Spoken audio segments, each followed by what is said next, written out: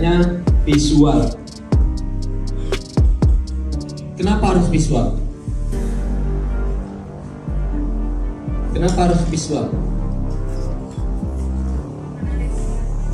Menarik minat. Kenapa harus ditarik minatnya? Nah, lebih dalam lagi. Biar ada kesan. Oke. Ada interaksi nggak di sana? Targetnya? Ada. Interaksinya di mana? Di like, comment, share. Targetnya itu. Nah, namun di saat hanya voice saja bisa nggak?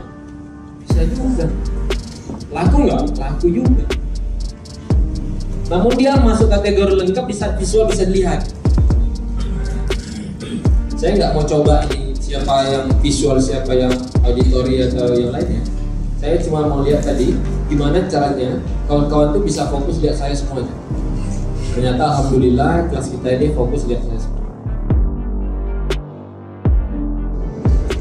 Biasa disebut komposisi, terus ada exposure, terus ada lens atau lensa, terus ada light itu adalah lighting yang sudah ada. Oke. Nah, yang pertama komposisi dulu. Jadi sebenarnya komposisi ini ada berapa macam? Bukan berapa, yang sangat banyak sebenarnya. Cuman komposisi yang paling sering digunakan oleh fotografi itu adalah namanya adalah rule of thirds. Rule of thirds ini jadi menempatkan subjek tidak di depan, di tengah. Jadi biasanya antara kita menggunakan ini biasanya karena antara objek sama background itu tidak simetris. Jadi kalau tidak simetris kita biasa menggunakan rule of thirds ini. Jadi DSLR ataupun smartphone saat ini itu sudah ada alat bantu yang bisa menentukan titik-titiknya. Jadi ada 4 titik. Jadi kita bisa menempatkan objek tersebut di posisi software. Ini tadi yang saya sampaikan, kenapa kita harus mengetahui software khususnya yang bawaan. Kalau ada bawaan, kita harus pahami betul cara menggunakan manualnya seperti apa, software batas ISO terbaik di smartphone kita itu seperti apa, supaya kita tidak mengambil ISO terlalu tinggi karena akan menyebabkan noise. Jadi sangat wajib kita mengetahui mengenal software yang ada di software yang ada di smartphone kita. Nah, ini paling sederhana sebenarnya Bapak Ibu. Kadang-kadang kita mendokumentasikan suatu kegiatan melalui smartphone, kadang-kadang lupa kalau smartphone ini lensanya ini kita sentuh terus. Jadi sebaiknya ketika ingin menggunakan atau mendokumentasikan suatu kegiatan atau video, sebaiknya yaitu kita lakukan.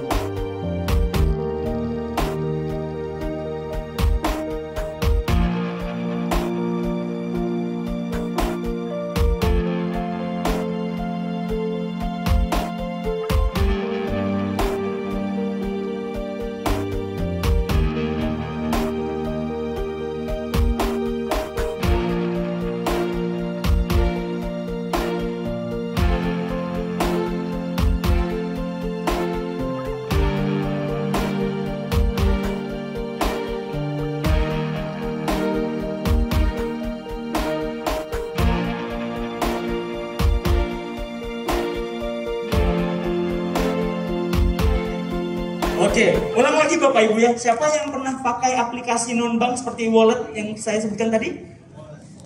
Oke, siap. Terima kasih Bapak Ibu. Nah, semua yang saya sebutkan tadi itu bagian dari sistem pembayaran Bapak Ibu. Jadi kalau namanya sistem pembayaran itu terdapat transaksi yang terjadi, baik itu dari bank maupun non-bank. Nah, itu yang kami atur di Bank Indonesia. Nah, apa sih yang mau kita coba gencarkan? Jadi Bapak Ibu kalau pernah, siapa ya Bapak dari Bapak Ibu yang pernah dengar Gerakan Nasional Non Tunai atau GNNT?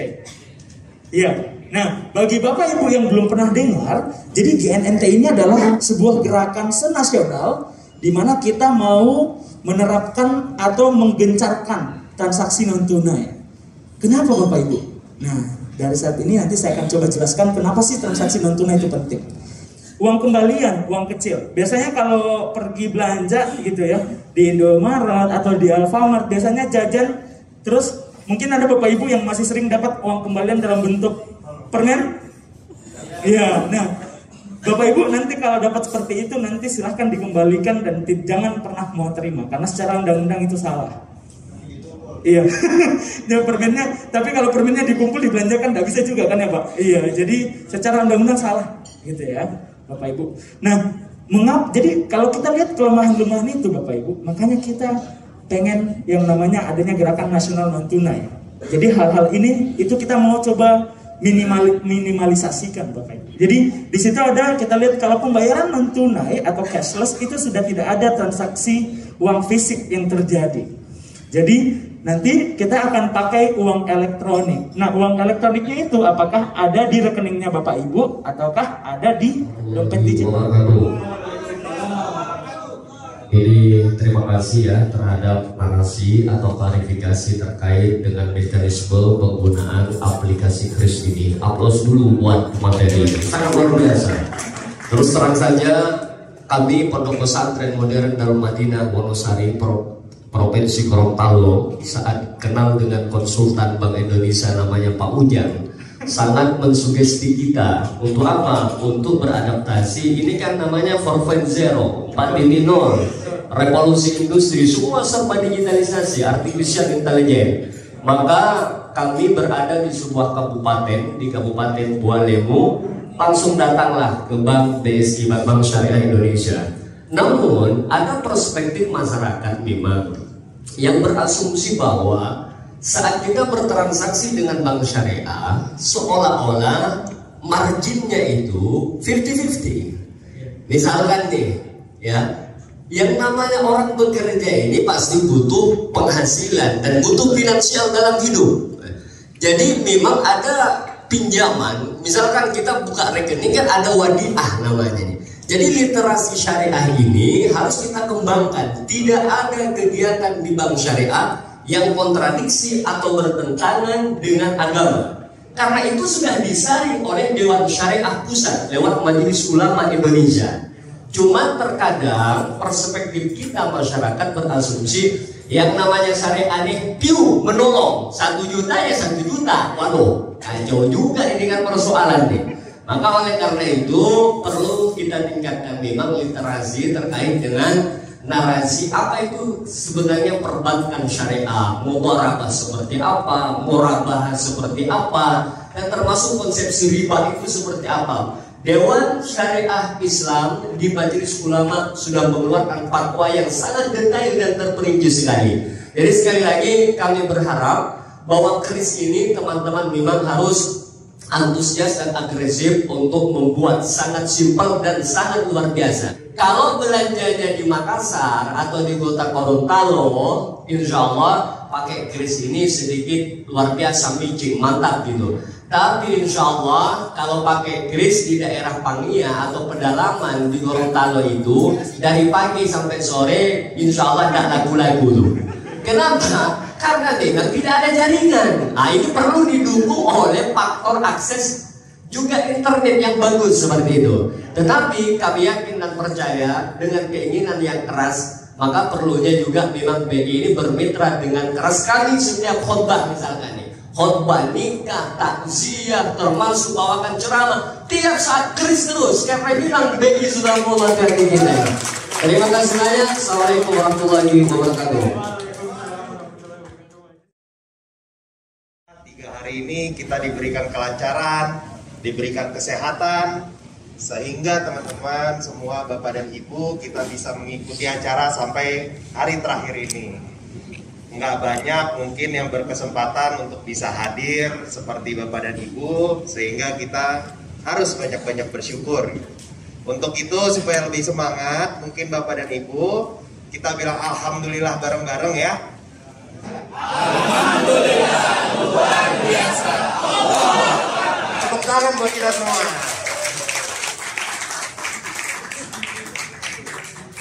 Bapak dan Ibu semua hadirin, di hari yang ketiga ini ibaratnya kalau misalnya bangun rumah di hari pertama itu kita udah belajar kemarin untuk bagaimana, kenapa kita penting banget nih buat belajar digital dan juga dasar-dasarnya digital itu seperti apa di hari pertama.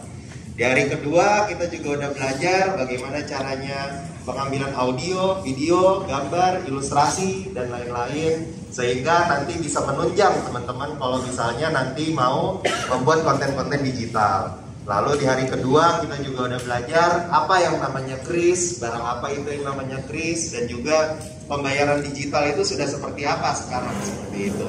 Dan juga di hari ketiga ini kita akan sekarang belajar, kalau misalnya tadi kita udah bangun rumahnya di hari pertama, fondasinya seperti apa, lalu hari kedua juga kita sudah tahu mau diisi seperti apa, lalu yang hari ketiga ini kita harus benar-benar tahu nih di dalamnya kita mau isi apa furniturnya gitu, fitur-fitur apa yang kita mau isi gitu, karena setiap pesantren mungkin akan menawarkan sesuatu yang berbeda gitu, jadi harus disesuaikan. Namun juga mungkin ada hal-hal yang mandatori yang perlu dimasukkan pada rumah tersebut, seperti itu. Untuk hari ini kita mendatangkan tamu yang benar-benar spesial Bapak dan Ibu. Ya, karena hari ini sepertinya temanya agak Sunda-Sunda gitu. Ya, dari mana Kang? Pusat dari mana? Sunda Empire. Sunda. Kayaknya page-nya agak banyak sedikit ya. Dari mana Kang? Gorontalo? Dari Gorontalo. Oh, tapi asli Sunda Pak? Asli Sunda. Oh, merantau ya Pak? Ya. Wah, luar biasa sekalian. Ya, mungkin tadi udah sedikit banyak kita membangun semangat kita untuk di hari ketiga supaya tidak jenuh. Ini kita akan mungkin segera mulai. Saya perkenalkan Mas Fieri Muhammad Naufal yang biasa dipanggil Kang Fieri. Ini adalah asisten manajer di Salman ITB dan juga editor in chief media Salman.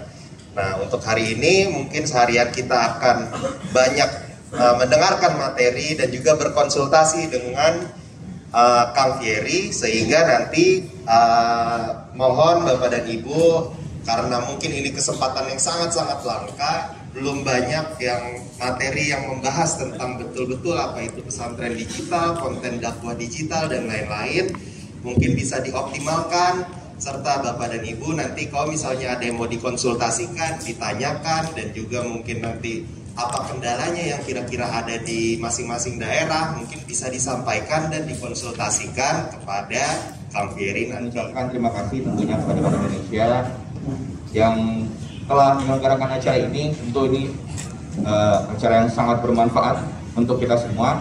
Kami sendiri di Salman sudah beberapa kali ada kerjasama dengan BI Jabar, tapi bukan BI Sulsel. Kalau BI Sulsel ini baru pertama nih. BI Jabar dalam rangka halal value chain. Jadi kan BI itu juga ada program untuk mengembangkan sektor halal.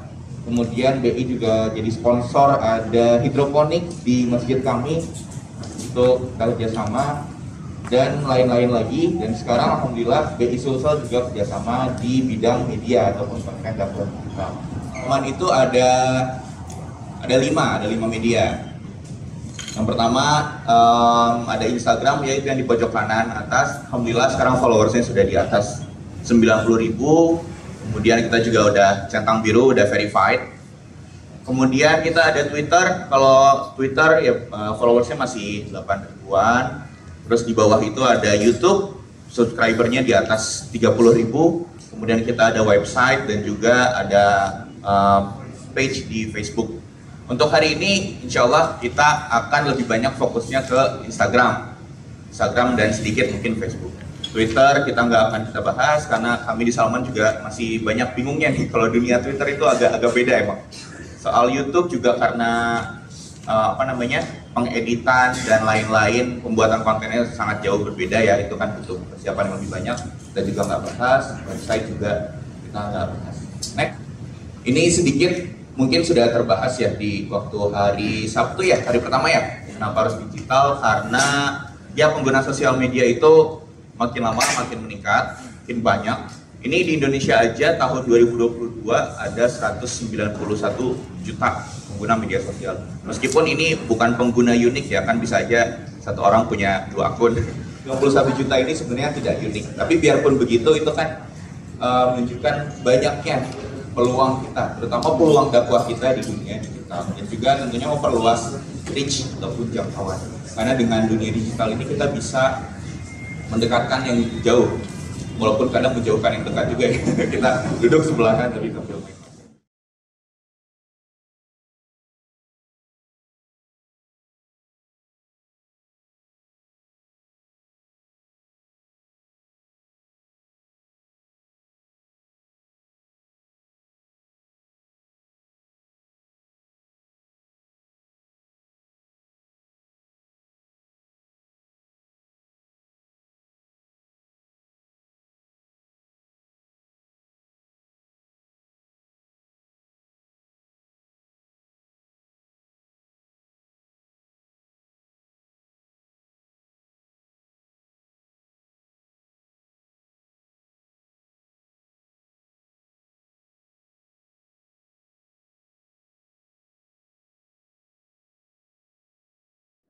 Baik, para ilmu karamun yang insya Allah diberkahi oleh Allah, khusus pemateri, kami dari Pondok Pesantren Modern Darul Madinah, Wonosari, Provinsi Gorontalo, yang sesungguhnya bertemu dengan pemateri ini sesuatu yang luar biasa, asbab Bank Indonesia juga nih, dan rekan-rekan se-kawasan Timur Indonesia bisa bersilaturahim.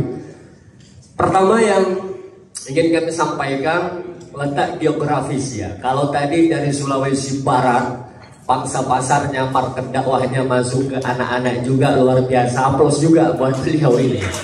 Tapi bagi saya di Pesantren Modern Darul Madinah Wonosari, Provinsi Gorontalo, marketnya itu berdasarkan bonus demografi menuju Indonesia Emas 2045, maka pangsa pasarnya ya rekan-rekan dewasalah ke atas. SMP, SMA, dan termasuk mahasiswa. Ini pasar yang sangat dahsyat dalam rangka membranding digitalisasi pondok pesantren. Kalau anak-anak bagi kami for B dan for children tidak boleh.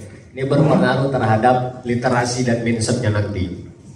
Kemudian yang ingin kami sampaikan ya, geografisnya itu adalah suatu kecamatan. Rata-rata di sana itu orang transmigrasi, ya beraneka ragam Pak, dan bahkan multi kultural. Saya katakan Bali ada, Pura ada di sana, di Wonosari, di Gorontalo, Kecamatan Wonosari, Kabupaten Bualeme, Provinsi Gorontalo, termasuk ya multi etnis, Jawa, termasuk ya dari kita, dari Makassar sendiri, Sulawesi Selatan, ya bahkan sekarang jadi tempat destinasi, bahkan tempat moderasi beragama tahun 2022 ini. Saya harus promosikan juga Gorontalo ini. Jangan sampai nanti orang tidak kenal Gorontalo ini. Saya sendiri Pak dari Makassar sebenarnya. Nah inilah yang terkadang menjadi narasi saya nanti di konten itu, ta'addadus zaujat fil Islam. Jadi poligami dalam perspektif Islam. Saya sedikit ingin sampaikan Pak, saya bikin konten, ada podcast saya, boleh nanti kami tampilkan ya, dan YouTube semua. Nah topik yang diminati itu tadi, kalau narasi kontradiksi Pak.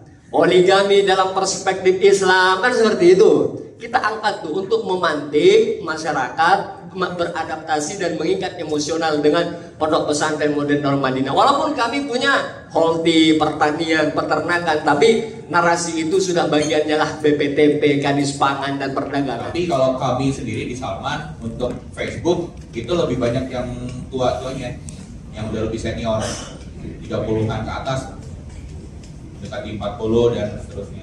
Kalau yang usia-usia mahasiswa itu jarang yang pakai Facebook. Saya waktu di kampus dulu sempat nanya ke teman-teman ada yang pakai Facebook atau enggak. Enggak ada, paling 1-2 orang doang. Kalau yang senior-senior iya masih pada pakai Facebook, post tulisan.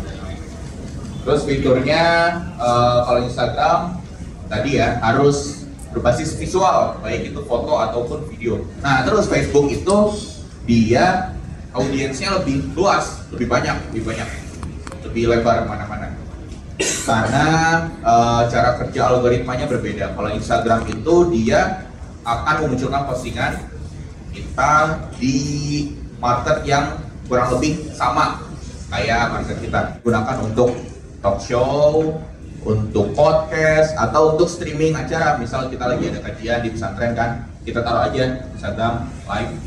Jadi orang dari mana-mana bisa ikut nonton kajian kita di pesantren. Dan terakhir IG Story. IG Story itu yang cuma 15 detik.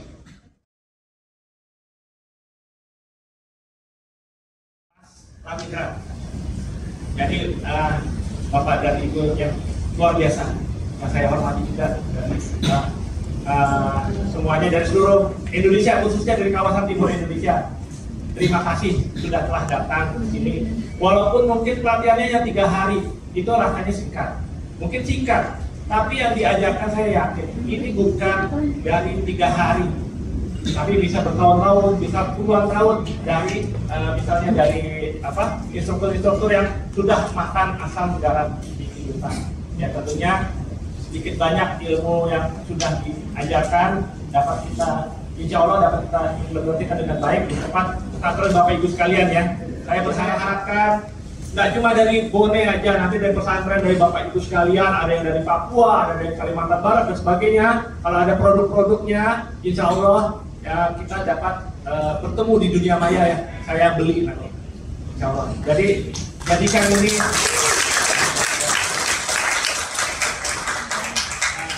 atas nama Bank Indonesia, kami mengucapkan terima kasih dan dengan ini secara resmi menutup acara ini.